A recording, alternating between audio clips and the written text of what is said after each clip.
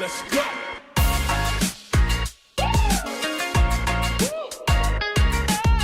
What do you do with yours? I do unlimited football content. Well, I do unlimited bragging. Well, I do unlimited swiping right. Well, I do unlimited doom scrolling. Well, I do unlimited sliding into the DMs. Well, I do watching TikTok on the bus without headphones unlimited. Oh, God.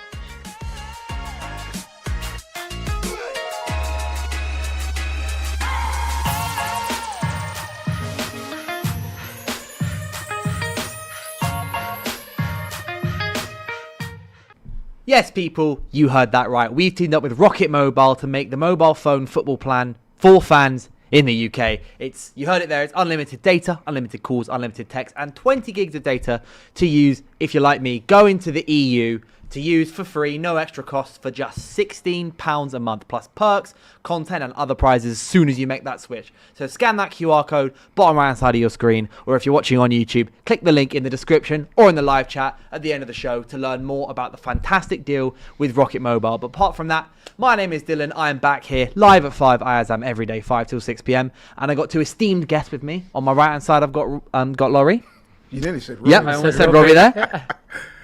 So I've been sat in a room for about 2 hours already today. Okay. We do look alike. We do share the same name. Listen, I'm great to be here, man. Yeah, I'm looking forward to it. And ahead of, and we will get into the game in a bit. We will get into the game, but also I just want to spend some time talking about the noisy neighbours. You're not introducing my man. The man on my, I'm about to. Right, noisy okay. neighbours. The man representing them on my left-hand side. It's Kim. Hello. I'm assuming you're going to be doing slightly less well than Laurie is today. Yeah, it's been a bad week. It's been a very bad week. Yeah. Yeah. 2 performances unlike anything I've seen in a long time. I think even worse than last season when we didn't win. Was it 11 games in a row? I think. Yeah. Is that you lost 6 on the bounce or something crazy like that? This week has been bad. Performance-wise, very bad. really bad. Yeah. But yeah, we can get into it if you want. Well, actually, because I want to start with some other news that Ronnie Dodge in the super. I'm saying Robbie left, right. I'm saying it. I don't know why. Ronnie Dodge in the super He's chat. living in your head, rent free. He really is, isn't he?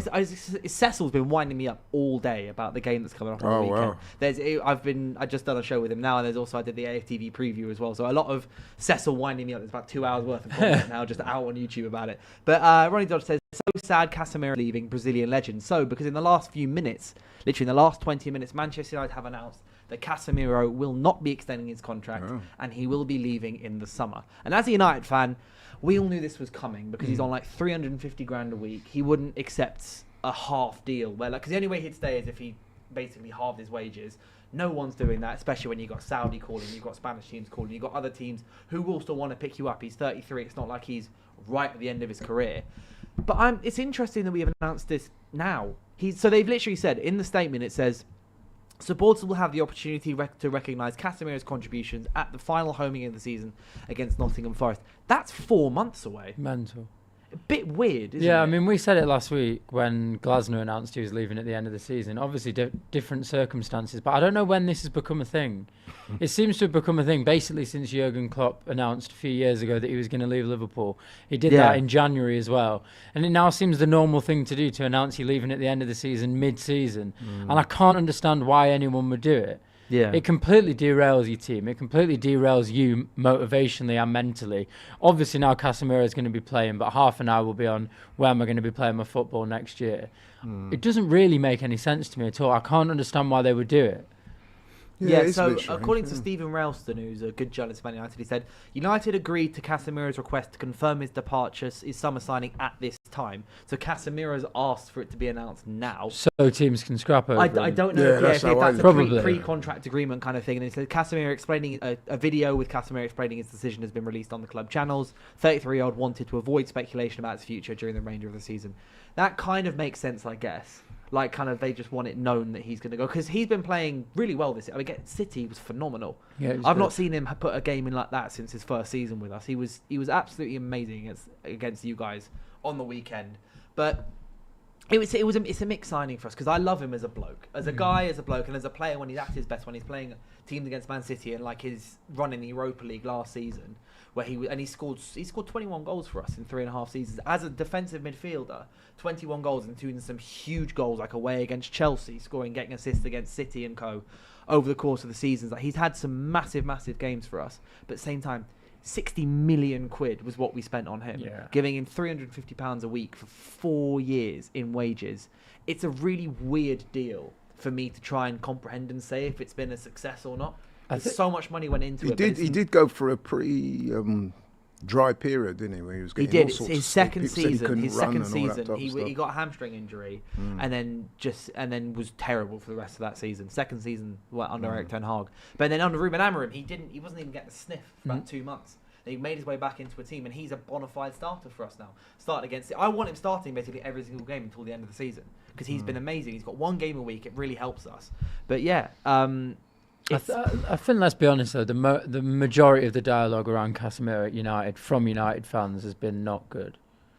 Most people would say that he's been a bit of a waste of money and that he hasn't really earned his place and he hasn't been the signing that they wanted him to be. That is the main dialogue. Yeah, he's had a few good games because, of course, the 6 times Champions League winner with Real Madrid, a Brazil international, is going to have some good games. Yeah. But I think, if we're being completely honest, from the player he was at the Madrid to the player he was at United, it's a bit of a failure of a signing. It's not a huge success. This is interesting because he himself said his best ever individual. He said his best ever individual season that he's had in his entire career, he feels is his first season at United. He said he thinks individually that season was better than any season he had at Real Madrid. It's interesting. Yeah. And then he said also something he's most proud of in his entire career is getting back into the United team last season. He's a weird guy. That's a weird thing to say when you've won 6 Champions Leagues with Real Madrid. Yeah. That's an odd thing to say. It's an odd thing to say. That to me speaks of recency bias of maybe him trying to cover up the fact that there was a lot of people, I remember some of the pundits being really severe on him, saying, look, he can't Jamie run, Carragher this is embarrassing. Pulled the trigger way too early. When he was saying, like the football's left him, he did pull the trigger on that way too early. Because Casemiro has gone on, like his first, third and fourth seasons with us have been, kind of in context of the season, very good seasons for him. Like when you count his age, everything. Like it's only his second season that was bad. If we had signed him for 40 mil and given him 220 grand a week, I'd go that was a successful signing. But it's hard to say it was a success when we basically sunk 150 million quid into having him at the club, and in that time finished 8th and 15th. Yeah, and lost a final to Spurs. Like it's so hard to. But then also he was an essential part of us winning the Carabao Cup and finishing 3rd. So it's so polarizing. It's really bizarre. That's not the success you want at United, though, is it? No, but it was like we brought him in, and then he scored the opening goal in the final against Newcastle to win that. He was amazing in that first season. He was like up there with one of the best midfielders in the league, playing week in, week out, twice a week in the Champions League and in the Premier League. We finished 3rd that season. We were basically 2 points off top at one point as well. He's quite a good big game player, isn't he? Fantastic big game player. He knows how to play in the big games. He knows how to step up on the occasions. But I wouldn't say overall, when you think about players coming from Real Madrid into the Premier League, you get quite excited by them. You think they can bring a certain element of class. You look at someone who's won 6 Champions Leagues, you think he's going to be unbelievable. He's going to be a world beater, and he wasn't that, was he? Let's be honest. I think I'd give it a 5.56 out of 10, I'd say, as a signing. It's probably one of our better signings that we had under Erik ten Hag. Compare it to Anthony, compare it to Andre and Arna and co. It was like an 8, 9 out of 10. Yeah, that's true. But in the grand scheme of it, I'd give it a 6. I think actually out of 10. When you money aside, I'd probably go higher and give it 7, 7.5 out of 10 because he did have some good seasons. The money brings it down. I think ultimately we paid about 20 million too much in transfer fees. Yeah, I think that's fair. Yeah, but another one of the comments, Ronnie Dodge says, Kim, how's Cherky still doing? In the big up Bodo Glimt. He said, how's Cherky still in the Rondo, actually? Sorry, yeah. Cherky's an unbelievable baller. Everyone's allowed to have a few bad games. Cunha, Bruno, Luke Shaw, Cunha. Oh, what a piece of commentary. He just had a bad game at Old Trafford, didn't he? They all had a bad game. I thought Cherky was one of our better players. He came on at half-time. I thought he was better than Phil Foden, who's just been absolutely awful for the last month. I was going to say, what's happened to Foden? Because about a couple of months ago, he was scoring in a few games. People saying, right, Foden's back, and he's a shoe-in for the World Cup squad and all that. What's happening? He's just, I think, to be completely honest, and I think City fans who don't want to be obviously biased will probably admit it. He is a player who has unbelievable talent, but he is, maybe more than anyone I've known in the City squad, so hot and cold.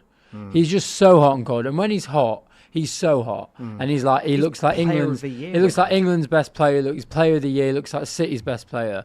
But when he's cold, he's like a complete waste of a player on the pitch. Like I actually don't want him there. Like against United, he did absolutely nothing good. Against Bodo Glimt, he did nothing good. And it feels like he's one of those players, and there are lots of them about who are like confidence players and they thrive off confidence. But for me, it seems a bit deeper with Foden. It feels like when he doesn't have confidence, like he really has no confidence at all. And like he doesn't even try and take a man on. One of the best things about Phil Foden is him receiving the ball from like a centre half or Rodri and going on the half turn and creating loads of space for people through him. For the last 6 weeks, he hasn't done that at all. He gets the ball, he'll just pass it back. Gets the ball, pass it back. He's very weak.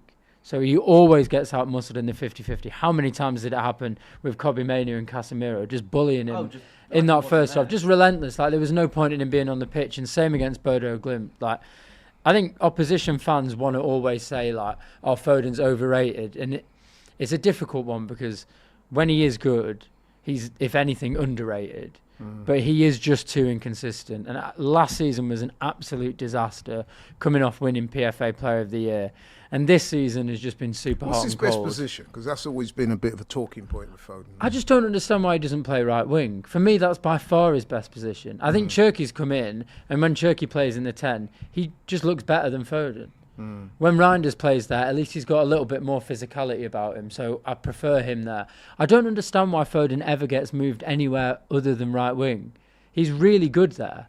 That is his best position in my opinion. I think he said that he prefers to play in number 10, doesn't he? I think he said in the past. But that shouldn't be his decision. He might prefer to play in the number 10 because he gets on the ball more and he has more fun playing there. But if you think about all of the good Phil Foden moments, I think about the Champions League on the route to the Chelsea final where he scored against PSG, he scored against Borussia Dortmund. All of them were coming in from the left. Coming in from the right, onto his left foot. That's what Phil Foden, in my opinion, is best at. I don't think that he was ever the natural replacement for De Bruyne, which it seems like he's kind of tried to shoehorn either himself in there or Guardiola's tried to shoehorn him there. I don't think that's his position. I think right wing is his best position, and it's disappointing how he's playing at the moment. There's no point in sugarcoating it. Is there an actual, like, you reference about Phil Foden when he doesn't have confidence, he really doesn't have confidence. Is that to a certain extent just is that a mentality problem he has? Yeah, I think you have to be careful because it was widely reported that he did have mental health issues last year. But I would say some players, like your De Bruyne's, like if you look out of City, like Declan Rice, those type of players, are mentally very, very strong. And that's one of their main benefits. That's why they cost 100 mil. Not just because of what they can do on the pitch, but what they can do off the pitch in terms of leadership in the changing room and what they can do on the pitch in terms of having that consistent mentality and making players play better. There are some players who just are not like that. And that's fine. You can't have a team full of 11 incredibly mentally strong players. Maybe Simeone's got it at Atletico Madrid, but that's about it, right? There are some players who are just mentally weaker. There are some players who are susceptible to confidence issues. Some players who are susceptible to losing their head at referees. There just are players like that. Phil Foden, unfortunately, is slightly mentally weak in that way. When he doesn't have a bad game, you can see after 10 minutes his head goes down. He doesn't try anything good. You can tell when he comes off, he looks completely bereft of confidence. And I don't want to be harsh on him because I'm sure he's had his issues just like everyone else. But I think what you say is right. I think he's just not a mentality monster, if you want to say that. He doesn't maybe have the, like, he doesn't believe in himself some points when it's not going well for him. I don't think he believes in himself, and I think you can, if you actually look at that City team for the last couple of games, to be completely honest, if I get a little bit harsher about it, Troy Deeney said it about Arsenal, they lack cojones. We had absolutely zero of that on the pitch the last two games. I said to you, I don't care about losing a game. I don't care about losing the derby, even though it's the game I want to win more than any, if you put in a fight. We showed absolutely no bottle or no fight in that game whatsoever. And Phil Foden epitomises it, but he was not the only one by any stretch of the imagination. Same against Bodo Glimt. And I can't understand how 10 days ago, not even 10 days ago, 9 days ago, we go to St James's Park, play against their first team with a young back four, and we basically dominate them. We could have won that game 3 or 4-0. That was 9 days ago. Yeah. And since then, it seems like the team have lost complete confidence, utter confidence. And I know you're going to ask it because you put it on Instagram. It does make me think that Could something have happened behind the scenes? Because how can you go from that, playing that well, to playing this poorly? Because I put it on my... I put it on my poll, and I said it at the beginning of this. Those 2 games back-to-back are the worst performances I've seen from City since, I think, Pellegrini's second season, probably. We're talking over 10 years. Yeah. And I'm not talking about output. I'm not talking about shots on target, any of that. I'm talking about desire and actual looking like you want to win the game and looking like there's a chance you can win the game. From the first minute against United, you knew we weren't going to win. From the first minute against Bodo Glimt, As soon as Harry Maguire hit the bar, I was like, oh, you know what? You know what's going to happen. Yeah. And it's just like, I don't know what's going on at the moment. But I don't necessarily even thinking that maybe something's already happened behind the scenes that's caused this to happen, but I am thinking to a certain extent maybe what's happening now, it'd be potentially the second time in 2 seasons where Pep's gone winless in like 5, or they're not winless in 5 because he beat Newcastle, but obviously 3 draws in the league, then a loss against United, and then lost in the Champions League now, and then suddenly your 8th game of the Champions League, which by most point you'd want that to be just a free hit like Arsenal's is at home against Karat next weekend, even though Inter Milan was basically a free hit for Arsenal. Suddenly that's a really important game, and it's the 8th game in the Champions League stage. Like, maybe it could be something where Pep's now thinking, because he's far from confirmed that he'll be here beyond this summer. He could just be burnt out. He could just be burning out, and then he sees this now and he's going, look, they signed a load of new players. My dog's in Bernardo Silva and co. He might be leaving at the end of the season. The other one's Rodri's fading, and the others are hurt. Like, Edison's not there, although Edison needed to go anyway. Donnarumma is now, obviously, he was phenomenal against United. I cannot believe some of the saves he was picking out at United. He was man of the match until we actually scored. Yeah, he was unbelievable. But like, maybe I'm thinking we're getting to the point now where this could be turning Pep's head towards going, you know what, I could just go. I think there are a few things. I think first of all, he's not going to leave on a bad season. So part of me is like, little part of me is like, maybe slightly glad that we might not win the league or win the Champions League because it means we get more Pep. I don't think he would ever. You know what type of character he is. He's not going to leave when we finish 4th after losing like 11 games in a row. Yeah. That's not going to happen. I think last year he burnt out. We obviously know what happened with his issues off the field as well. That was probably part of it. And I think that last year he probably wanted to leave in the end. And I think something happened, something changed, and he changed his mind. And from January to now, we've spent about 500 million quid, and they're all on players who play in what I would say is the new style of football. Semenyo is a player who Pep would never have bought 10 years ago, ever. No, not at all. Mark Gahey, not a player that Pep would have bought.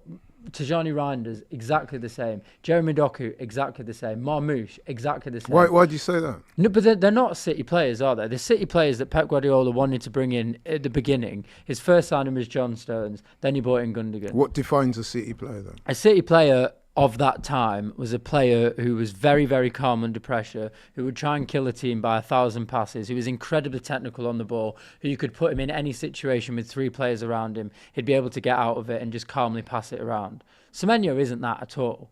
He's quite a clunky, fast, strong winger.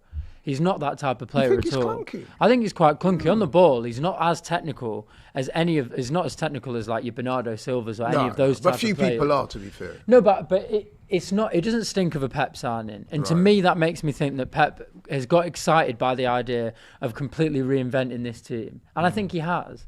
That's what he loves doing. That's what makes him so elite. I mean, look at Donnarumma, right? Yeah. He is the opposite of a Pep goalkeeper. He's the complete opposite. He's the antithesis of He's Edison. the polar opposite of Edison. Yeah. The complete opposite of Edison. Look at Kusanov. He is the polar opposite of John Stones. He's a nervous, anxious young man who's incredibly fast and strong so he can get us out of situations. Yeah. He's the polar opposite of John Stones. Semenyo, the polar opposite of Bernardo Silva or Riyad Mahrez. None of these players are similar. Yeah. So I think he's excited by the idea of reinventing. And I think City probably now, in the last 2 performances, are more at the level of what most of us probably expected us to be like this season. I don't think at the beginning of the season any of us expected for us to challenge. 3-4 months in, as you know, when I first came on here, I was very confident because I thought we are playing very well, and even when we're not playing well, we're picking up points. But I think to be fair, I'm going to interrupt here slightly. I got the impression, correct me if I'm wrong, a lot of what you were saying at the time was based on what you thought would be the inevitable implosion of Arsenal. In fact, you did say that to me on a few occasions. We know what's going to happen. It always happens this time of year. Arsenal will implode, and we will assume the Premier League title from there. But Yeah, I thought that was going to happen. I still think it's not completely beyond the realms of possibility, but yeah, I was confident that would happen, and I think I was well within my rights to be confident that it was going to happen because it happened 3 years in a row. So the history and the evidence has suggested. No, but that doesn't would take happen account again. of a team that is learning from No, the it lessons doesn't. of the No, past. you're right. And I It think, doesn't. to be fair to Arteta, that is one of the things. I know we're digressing slightly, but one of the things I like about Arteta is that, and he does get a little bit of, the corollary to that is he does get a bit of stick for it. But if you look at Arsenal at the moment, we're not what you would call an exhilarating. Do you remember a couple of seasons ago when You're City boring, were man. No, you are you are boring. You are boring, and it's fine to be boring. Yeah, if so you're what I was 7 going to points say is, ahead. I wouldn't quite call us boring either, as the results against Villa and one or two others, and Bayern Munich, and even the other day against Milan would suggest. But what we are is incredibly efficient. Yeah. And with efficiency, that comes a lot. That means when you're not at your best, you can still eke out wins. And that's what you get with Arsenal. So what he's done, he's sacrificed some of the je ne sais quoi that Arsenal would have had years ago. And he's created and built a side that is efficient. You mentioned the word mentality monsters. There are a few mentality monsters in that Arsenal team at the moment. So when you watch Arsenal, as I do, week in, week out, I just never think we're going to lose a game. Even if we don't win, we'll get a draw that is not so good on the eye, not aesthetically pleasing. Everyone's, Arsenal. But their level of consistency is very good. And I haven't had that. And that's feeling. what wins titles. And you're right. And I haven't had that feeling from City in a few years, to be fair. I haven't had that. But I think I was well within my rights. Before the Sunderland game, before Man United, we hadn't lost in 13 games. Before the Sunderland game, I think we'd won 9 out of 10 games in a row. Yeah, let me just And get it up. the Sunderland game, and I know this is like one of those ridiculous things where you can go through each individual game, but let's be totally honest, right? Before this period, if I'd said, would we beat Sunderland, most people on the form that we were on would say eight yes. in a row before. We won 8 in a row. I think most people would expect that we would have beaten Sunderland. Most people would have expected we would have beaten managerless Chelsea. Most people would have expected that we would have beaten Brighton at home. If we had won those 3 games instead of drawing them, we would now be top of the league, right? Yeah. So I was well within my rights to assume that. I'm well within my rights to assume that we may be able to. Or no, you'd be 1 point behind. We'd be 1 point behind, Yeah. but then I would But that's assume like- you would yeah. have assumed that we would have beaten United. Do you know what I mean? Yeah. So good point. I think realistically, like, when I was looking ahead at those fixtures, I was well within my rights to expect us to win. I could not have foreseen us playing this poorly in 2026. Yeah. We haven't won. I mean, I know Newcastle in the semi-final is a meaningful game, but we haven't won a huge game in 2026. We've drawn 3 in the Premier League, lost 1, and we lost 1 in the Champions League, which we actually needed to win to get into that top 8. I couldn't have foreseen that. I do think it is still possible. I think that team that was It's an outside shot now. It's an outside shot. It's an outside shot, but anything can happen.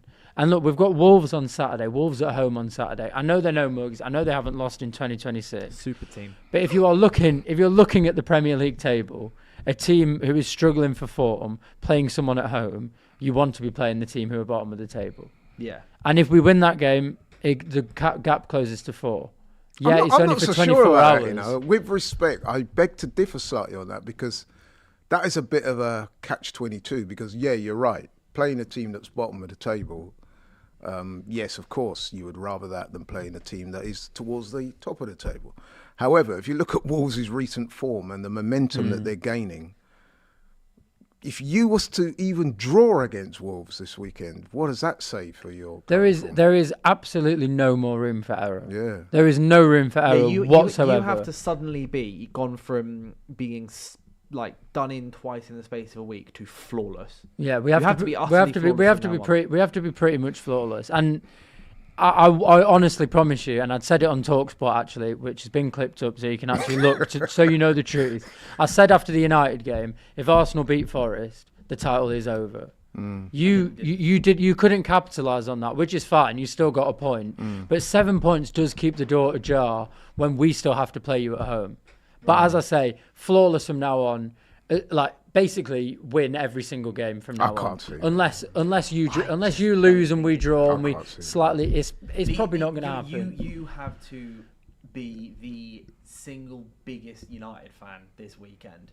Like, I can never support United, and I'm just not even going to watch the game. You're just going to. I can't even think about pretending to support United. The thought of it makes me vomit in my own mouth. But you're not supporting City by supporting United, though. I just can't even think about supporting United. Like a draw would do me fine. Take it to 5 points, and then we play you. But, I want to move on to Chelsea because David Ornstein's come out with really bizarre piece of news in that Chelsea are considering a move to sign Douglas Luiz on loan for the rest of the season. The midfielder is currently on loan at Nottingham Forest from Juventus, but has only played 13 times for the City Ground Club since joining in the August. Luiz is viewed as a good fit for Liam Rosenior's side, adding quality and depth to their midfield as they challenge for the League, Champions League, FA Cup and League Cup. Chelsea this year have just... Weird club. That smacks to me, though. Liam Rosenior's come in and said, yeah, you know what, I quite like the look of him, I want him. Because Douglas Luiz, with respect to him, doesn't fit the prototype model of a Chelsea signing, does he? They're normally very young and raw. Especially in the last 3 seasons, they've barely signed anyone over the age So as soon as I heard that news, I thought to myself, that's Liam Rosenior saying, look, I think we could do with his experience and his physicality. And, it's a good signing. I think it's a good signing. He's a good player. He's a good player. I don't know why he's not playing. 27. How much has he played for Forest this year? It seems like he doesn't play that much. 13 games. I can see why that didn't work at Forest, I could see why. Because Sean Dyche is not going to allow a guy like that to express himself. He was bought in for Ange, wasn't he? I know, but what I'm saying is Nuno. that's Nuno's signing. It's not Sean Dyche's signing. Yeah. That's why I'm saying I'm not also, surprised that's not working out. He was brought in by Forest to help them in the Europa League and try and stabilise in the league table. Because remember, Forest were 3rd at this point last year, I think, pretty much. They then dropped down to 6th, and they were like, but we want to stay top half. Bring in someone who's got Aston Villa experience. Obviously, I know, but everyone knows that Arsenal really, really liked him a few seasons ago as well, weren't you? Yeah. And then he went to Juventus, not quite worked out, broke up with Alicia Lehmann, come back to the UK.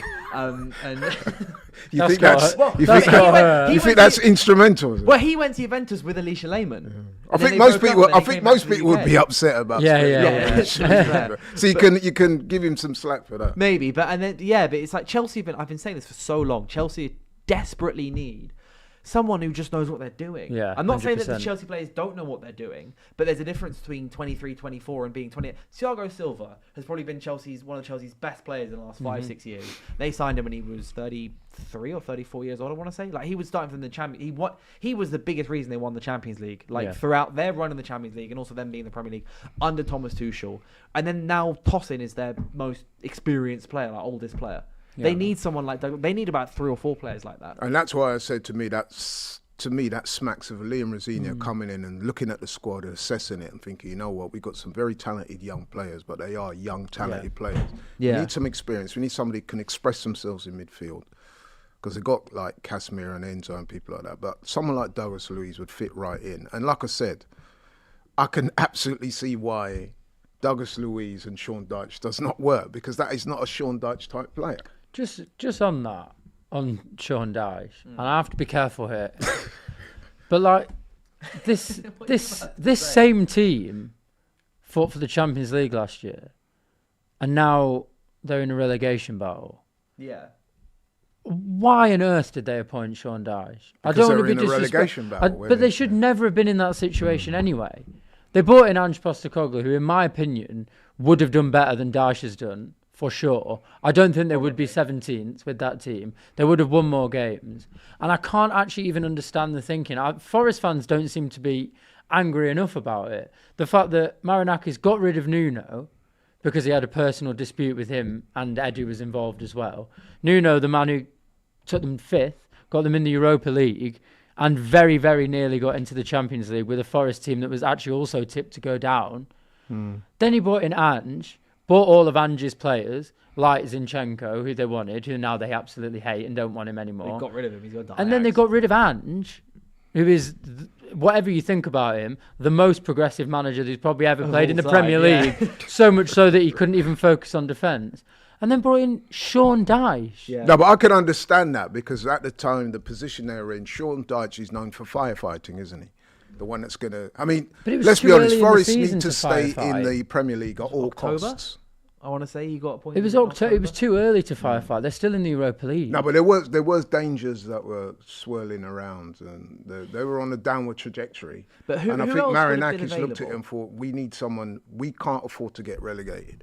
So hence why you got Sean Dyche coming. But I do agree. If you're a Forest fan, you're thinking last year we were coming back to where we belong, which is the European glory. They're a huge historic club. And now they've got a Sean Dyche in a relegation battle with basically the same team, with actually a few players who were probably even better. I think it's one of those, at the time, it's what you call a needs must. Yeah. And they got him in thinking, I don't think that was going to be a long-term appointment either. But I think it was just to stabilise. You think he might actually go in summer? Yeah, the drop-off for Forest, you are right. It's not spoken about enough. Yeah, it's like they were, as I said, this time last year, I'm pretty much sure, maybe December last year, they were third. Yeah. They were third in the Premier League. They are now 17th in the Premier League. If they have adverse results this weekend, they're dragged right in it because they're only, Who are they playing this weekend? 5 points ahead of West Ham. And West Ham had a good win. Well, West Ham, I think, will be fine. What, under Nuno? Which is kind of ironic, wouldn't it, if Nuno drags Forest into the relegation battle. It's Brentford away. Imagine that. It's a horrible game. West Ham away, and then if Forest lose and West Ham win, then they're only within a point. Are playing Sunderland at home. Well, I tell you what, interesting couple. It's interesting set. That is an interesting. If Forest lose and West Ham win, they're within a point of each other. So effectively, Nuno would have dragged Forest into the relegation. Next 5 games. They're Sunderland at home, Chelsea away, Burnley away, United at home, Bournemouth at home. That's a mixed. It's a mixed bag. You could get about eight or 9 points. points. Again. Nottingham Forest next 5 games are obviously they got Europa League games in the middle of this, by the way, so I'm not counting Europa League games. They've got Brentford at home, Brentford away, Palace at home, Leeds away, Wolves at home, Liverpool at home. Forest have the nicer fixtures there. Slightly nicer fixtures. Yeah, but it's all to do with form and trajectory. But Forest have got Europe as well. West Ham, obviously, they just beat Spurs. Yeah, that's a great result for them. Yeah, London derby, a team that was expected to lose that. They win last minute as well. That does a hell of a lot for them. Sorry? You must have loved that. Oh, yeah, of course. It was so funny. Callum Wilson, by the way, the guy that they were in negotiations to cancel his contract. I know. He scored that winner and now he's staying. I know. It's so Tottenham. I tweeted a few weeks ago, I said my favourite thing in football is no matter what happens, Spurs are the end of the joke. Yeah, it's true. Callum Wilson is negotiating with West Ham to end his contract. Somehow Spurs end up being the end of the joke in that scenario. That is crazy, isn't it? Every single time, no matter what. And you look at form tables except for the Europa League final. Yeah, I know. That's the one time. But even then, they win the Europa League final, which means eventually leads to us sacking Amorim, to us beating Man City, to them getting Frank, to them being 12th. Even then, they win the Europa League final and end up 12th. And sat their manager. They get Champions League and get worse. They've been good in the Champions League, to be fair. Well, yeah, they currently have the all-time third longest non-losing streak at home in European football. They've not lost in 26 European games at home. That's like the third longest ever by any club. Fair play. Really bizarre. But another piece of news I want to touch on, because we mentioned it just before we went live. Jean-Philippe Mateta has asked to leave Crystal Palace in January because he claims they don't have enough ambition. I like that one. That is one that they always tag on. You know what I mean? Yeah. They're not meeting my ambitions. He said, "I want to leave this month to Juventus because you're not being ambitious enough." As a what club. About he's just being honest and saying, "I'm the rat that deserted the sinking ship." That is what's happening. And is that confirmed? Well, yeah, he wants to leave. Yeah, reported by BBC, Telegraph, Athletic, everyone. That's not good form, is it? No. That's really poor form. What I would say about Mateta, if you remember, I think there was the season before or something like that. No, maybe all the season before that. He had gone something like 20-odd games without a goal. Under Hodgson before they and the Palace fans were on his case. And I'll never forget it. He scored his first goal for Palace in the Premier League at that point. And I'll never forget, he did something that I thought was absolutely ridiculous. And Kenny will back me up on this because we always talk about it. So you can imagine a long barren run. He scored a goal for Palace. And what his response was, he went up to the Palace fans and started doing that. I'm like, bro, what are you doing? What do you expect? I know. Yeah. It's meant. Do you know that I actually didn't know that was confirmed. That is absolutely shocking. If you think about the players who have been there, Mark Gay didn't kick up a fuss when he didn't get his Liverpool move. No. Eze stayed for way longer than he wanted to. Michael Elise stayed for way longer than he wanted to. Wilfried Zaha spent his whole career there, despite every single summer moves coming in for him. The ambition has always been there. He kept saying, "I want to leave," and then he would put pen to paper on a new 5-year deal every 2 years. But to be fair, he's the best player that's ever played for Crystal Palace. Yeah, that's it there. So what? So you're saying he scored a penalty against City and shushed the Palace fans. after not scoring. Oh, Imagine I that. remember that. That was 2-all Remember, at the he Etihad. went- Yeah, he that went was to the horrible. Palace fans, Palace Yeah, all the fans. away Palace fans there. And he went like shushed that. them. And I Yeah, thought to yeah. myself, that is so disrespectful. You should be on your hands and knees praying What- to the man above. What I will say, and we said it last week about Glasner as well, Palace fans have had the worst week ever. And also, they really do have no ambition. Like, he is right. Like, yeah, he is a rat who's leaving the sinking ship. He probably wants a bit more money. He probably thinks he's better than Palace. If he goes to, like, Juventus, who he's linked with, I think he's the type of player who would score a lot of goals in Serie A. Fair enough. Palace have absolutely zero ambition whatsoever. They made it into No, but Europe. to be fair to Palace, they are a selling club. Yeah, So if they can get... but you can't be a selling. You can't just be a selling club forever. Like, you get Right. into Why no, but not? do you know what? It's not even that. Even if you are a selling club, at least give your most successful manager of all time, the only manager who's ever won you a trophy, at least give him a couple of players with a reasonable amount of time. For the last 4 transfer windows, Palace have signed the majority of their players on the last day of the window. And made money. No, but in the football ecosystem, Glasser's not a stupid man. He had to have understood. I mean, I thought he's behaved pretty disrespectfully as well, if I'm being honest. Can you imagine how frustrating it must be, though? Do you not think so? Yeah, I think Some yeah. of his statements. I think- look, I think it's- alluded to what you said about when people halfway through the season I think it's decide that they're going to go and tell yeah. the That's whole world. what we were talking. Look, I think his statements have been disrespectful. I also think it must be incredibly frustrated to be associated with Crystal Palace because you have this club who's got massive supportership in London. They have an unbelievable stadium, an amazing atmosphere. They've just won their first trophy. They're just in Europe for the first time ever. And you don't give him anything to improve his squad. Not only do you give him nothing to improve his squad, you try and sell his best player at the last minute of the window. Then you sell him halfway through the season, and you don't provide any sort of backup. We've got Brendan Rodgers, 35 minutes. Brendan Johnson, I know. Brendan Johnson, I know. I mean, Brendan Rodgers on the wing. Brendan Johnson. Yeah, It's the kind as of sign in the the wood, other mate. thing I'd be was frustrated. This Mateta thing. So, good friend of mine, SW Palace on Twitter. He's a big Palace fan, obviously, and he said with the Mateta, the thing that's peeved him more than anything else is that basically Mateta is the reason why they're in this situation anyway, because he can't score a goal. He scored 8 goals this season. But he said there's been multiple sitters, penalty misses, everything, and I think a Palace fan went and totted up is all the goals he's missed, which have had a more than like 0.5 xg. If he'd scored them, they'd have like 12 more points.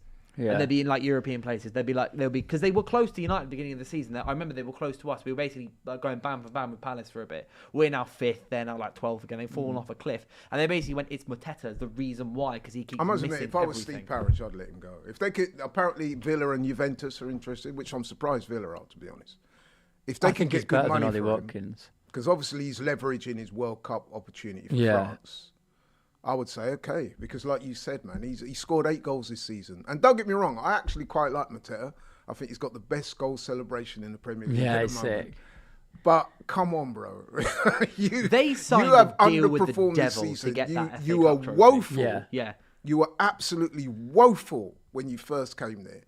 Show a little bit of loyalty. But then, as I always say, people, the only people that show loyalty to football clubs are the fans. Yeah. And this It's is like another case of it. Leicester, Palace, United and Newcastle all signed the same deal with the devil to get a trophy done. Like so Leicester obviously won they won the Premier League, but then they won the FA Cup. Yeah. They are now in the Championship. Newcastle won that Carabao Cup, could be great. They then lost their best striker. They're now struggling in the Premier League. Palace won that FA Cup and have lost everyone. We won that FA Cup and signed Ruben Amorim.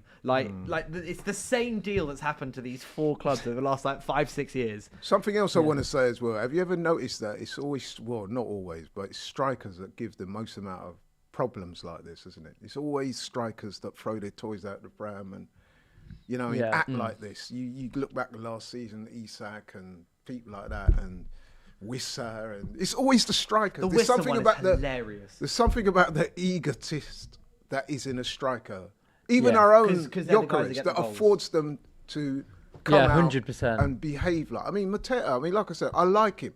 I like his how he's improved and he's got better, and now He he's was in a so position. bad when he joined Palace, by the way. Sorry? It was to say Mateta was terrible before Yeah. Glasner. Glasner quite literally made him. No, but you have to give the man some credit himself. He also applied himself. Yeah, as- of course. But I as in, like, if it wasn't for Glasner coming in, Yeah. Mateta wouldn't be linked with Juventus. He wouldn't be a France Exactly, international. yeah. He wouldn't possibly be going to the World Cup. But he's let himself down, man. I mean, come on, Mateta. I don't know who's advising him.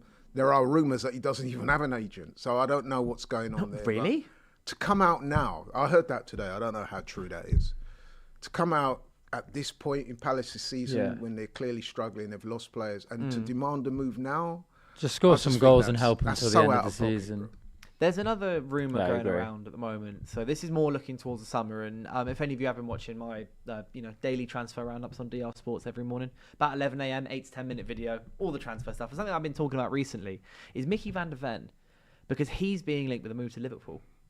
And I had an argument today with some of the guys in the office about Van der Ven, because I rate Van der Ven. I think he's a great defender, and we were talking about his value and everything. And I was saying, like, he's 24 years old. When obviously, like, once he fixes his hamstring, because his hamstring, I think the issue with that is, well, Ange was basically hitting it with a hammer for 90 minutes twice a week. That's why he got so many hamstring injuries on Ange Postecoglou. But he's a player who plays centre back. He's quick. He's strong. He's good with the ball. He's good both in defence and in attack.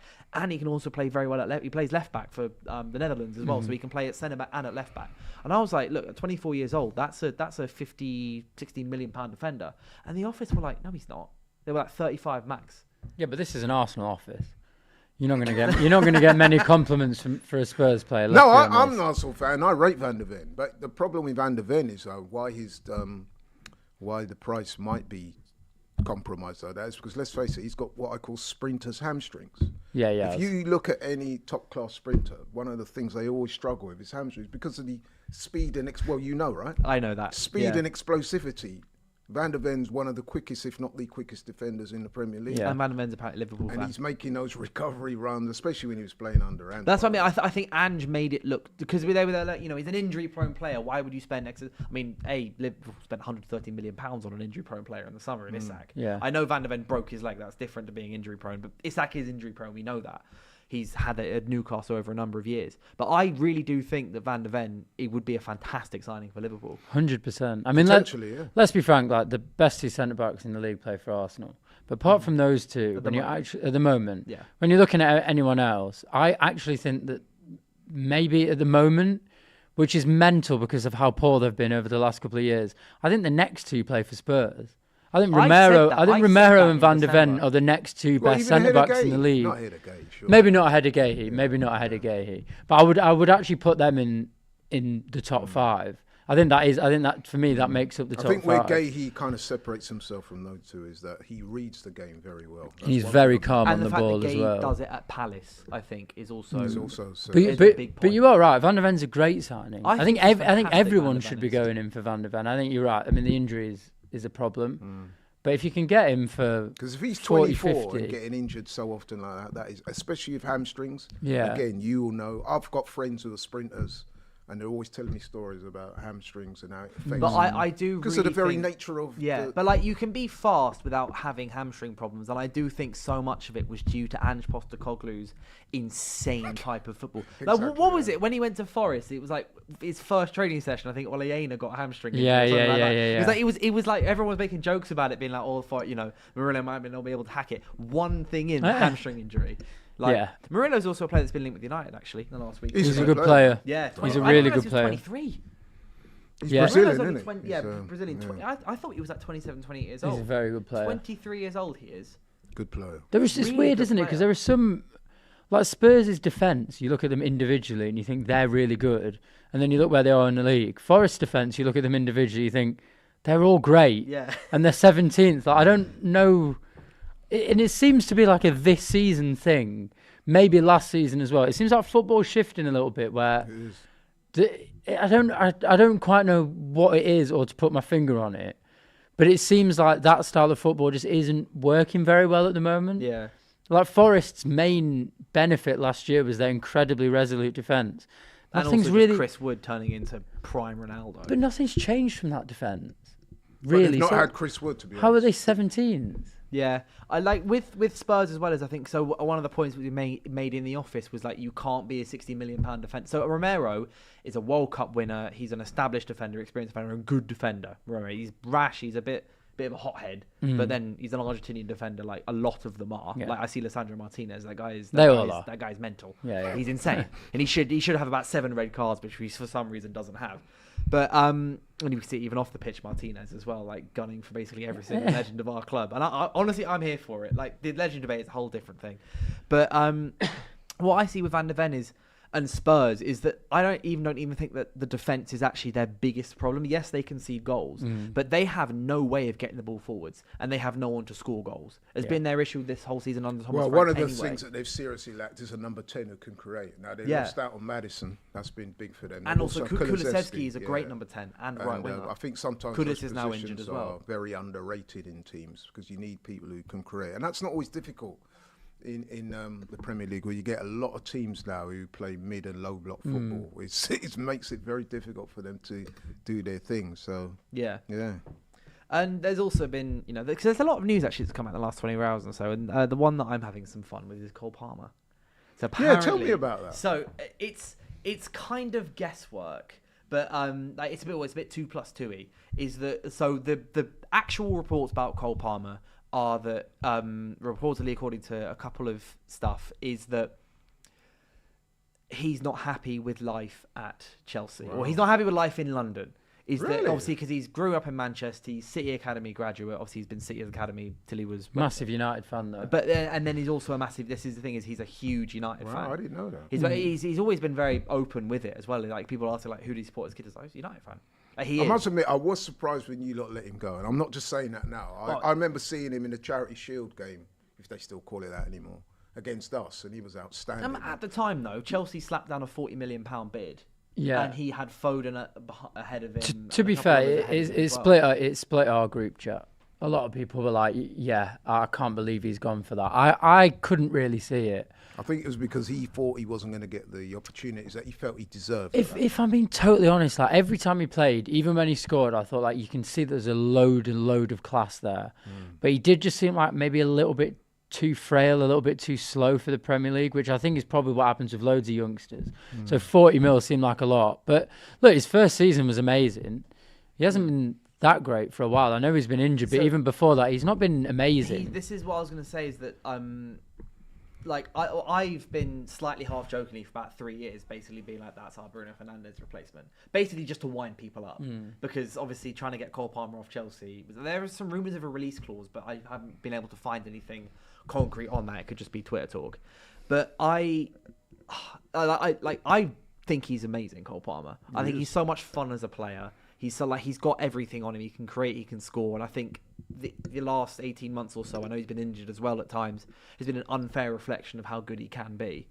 And, I'm a bit surprised that he's struggling to settle in London though, because I would have thought after Manchester, I've been to one of my brothers lives in Manchester. Great city, very similar to London in a lot of ways. Manchester, apart from the weather, obviously. But I would have thought that he would have settled there really well. People. Well, when he left City, I said to everyone, I'd be very surprised if he doesn't end up at United one day. Did you? He's not the type of character who would ever move away from home. You can kind of tell that. In the same way that like Phil Foden will never leave Manchester. He doesn't have to. But Phil Foden plays. Cole Palmer didn't play.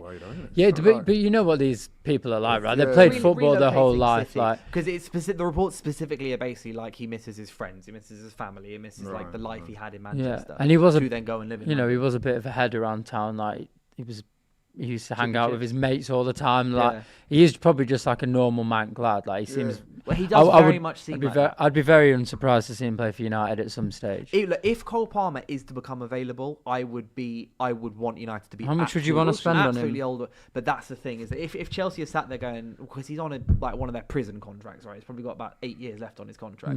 I think his contract's till 2033. That is 8 seasons. So if Chelsea were to go 120 mil, I'm like, no, don't bother with this. Because our main thing is our midfield. So the reports coming out around, obviously, because Casemiro is leaving, it's that we see Elliot Anderson as the number one, the dream, the guy. That apparently we see. I agree with that. We're trying to get him as well. But I know you're trying to get him. And apparently you wanting Anderson is dependent on Rodri, apparently. I don't think that should be the case. I think you should try and get him regardless. I think no we'll get matter him. what with Rodri.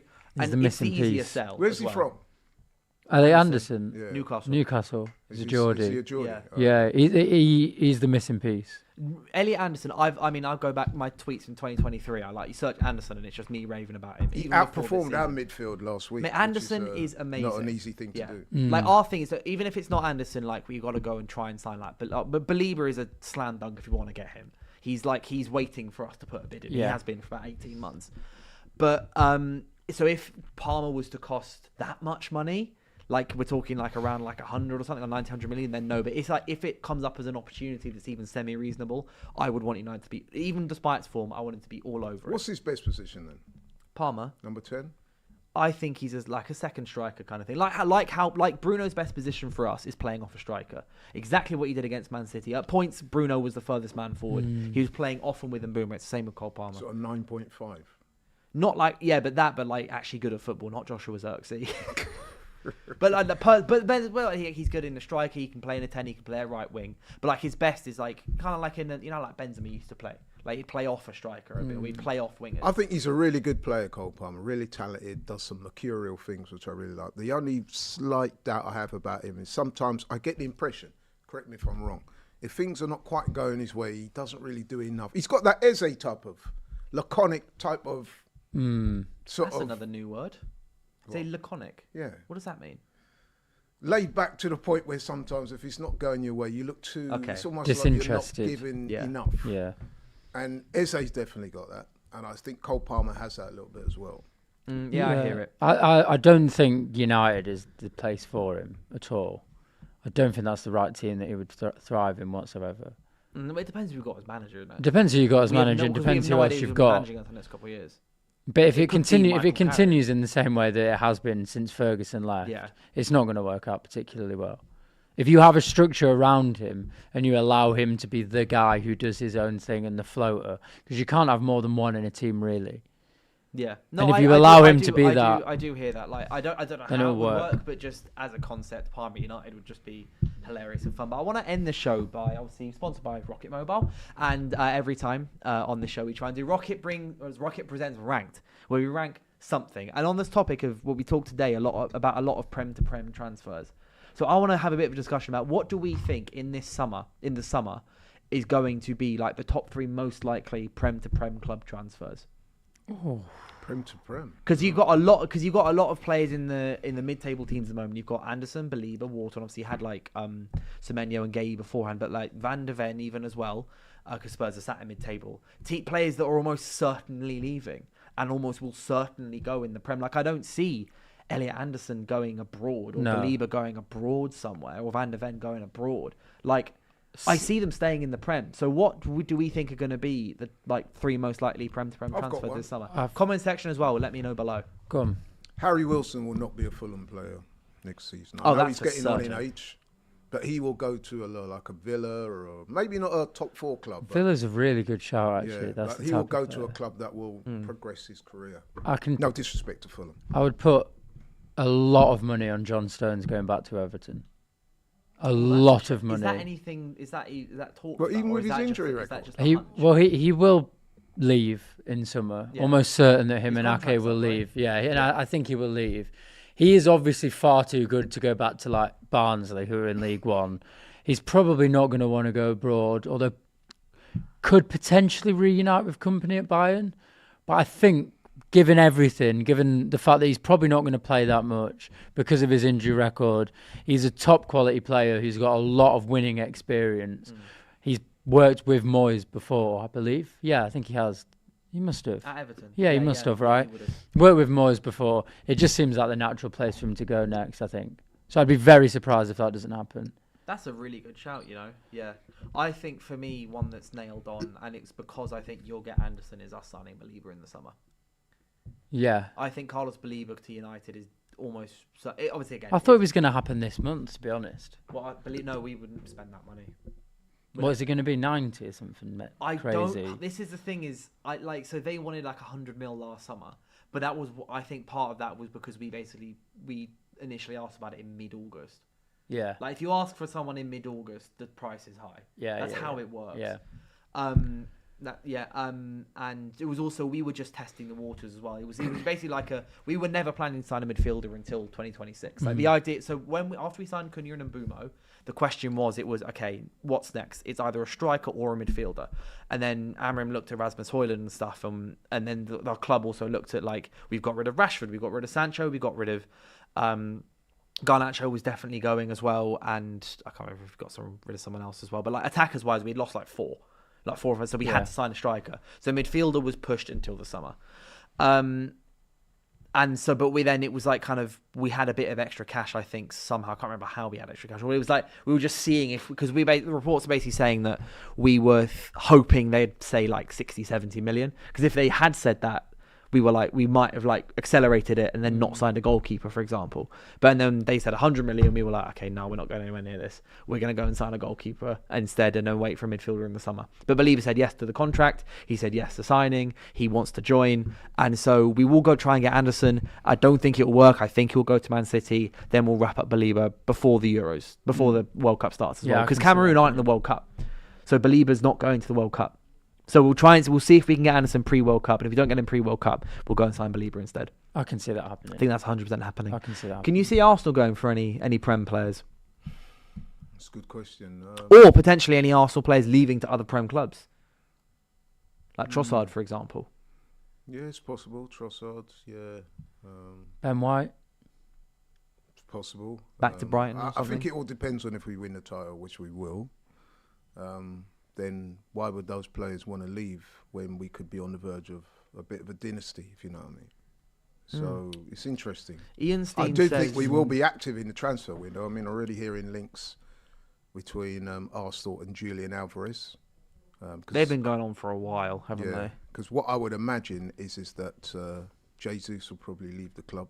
I know he said he'd like to stay, but let's be honest. He asked for a new contract, didn't he? Yeah. His injury record has not been stellar. And as much as I really, you know a lot about Jesus. Yeah. I'm sure you'll agree with me. Very talented player. However, he's not the most prolific of very strikers. Frustrating, isn't he? Let's be honest. So I could see him leaving, going back to Brazil. Mm-hmm. So that will clear the way for someone like a Julian Alvarez. So yeah, we will definitely be signing players in the summer. But Premier League players, I mean, Ian in the comments has said Wharton to Arsenal. Do you need another midfielder? You've already got about 45 million of them. At this moment, probably not. But then I didn't think we needed another defender, but apparently we were in the running for Gate. So it's. I think we'll get Anderson or Wharton. We'll get one of them. Yeah. See, Arsenal will be in the position whereby they have to improve on the squad, because as you guys will appreciate, especially when you're in the top. I was having this conversation with Flex earlier on. When you're at the top, that's when you need to spend money to strengthen. You don't wait until you've dropped levels and panic buy. What you do, you look at your squad, you start to assess certain things, ages, performances, trajectory, and you think, where can we improve? Where can we improve? And that's how you stay at the top for longer. And let's be honest, we're going to be a lot better next year. Yeah, we're going to be a lot lot better. Last year. And we have been better. We have been better than we were last year. Yeah. But we're going to be a lot better. You've been better at points this year. You've also been worse at points this year. Yeah, the last two Currently games. You're worse than you've been. The last two games have been absolutely terrible. We've got all of our defence injured at the same time. Next year as well. Liverpool will be better. Could Villa? What about us, guys? United? Yeah. What about us? I think we will be. I don't know who's going to be in charge. We're all hopeful we'll be better, won't we? Yeah. I mean, you always wish for it. I think we're better from now on, to be perfectly honest. Now we got rid of Ruben But things Amorim. get in the way. Injuries, player form, I don't know, all sorts of different things. Yeah. So it's a reason why they say the Premier League is such a hard league to win. If we were to then make our top three of transfers we think is definitely happening, Prem to Prem clubs, what's number one? I think my Harry Wilson shout is a good shout.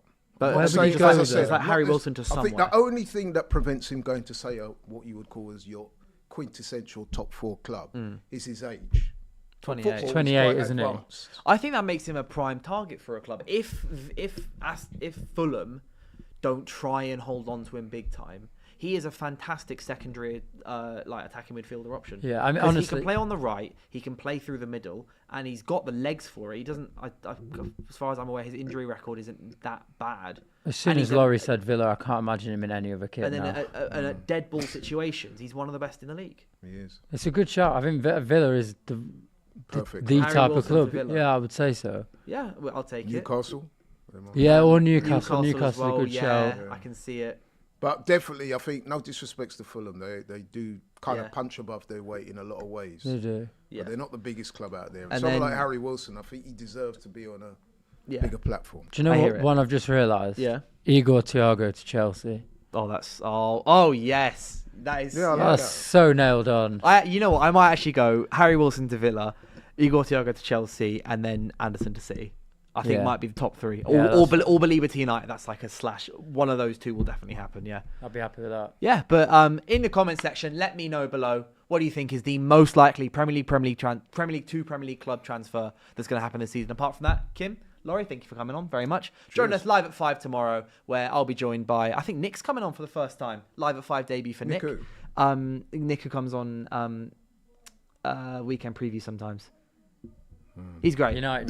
United fan. He's fantastic. I'll finally have another United fan on live at 5. It's a beautiful day for me as well. I think Kenya might be joining us as well. So join us then, 5 till 6 p.m. for all of that. Apart from that, I'll see you soon, guys. Cheers. Let's go.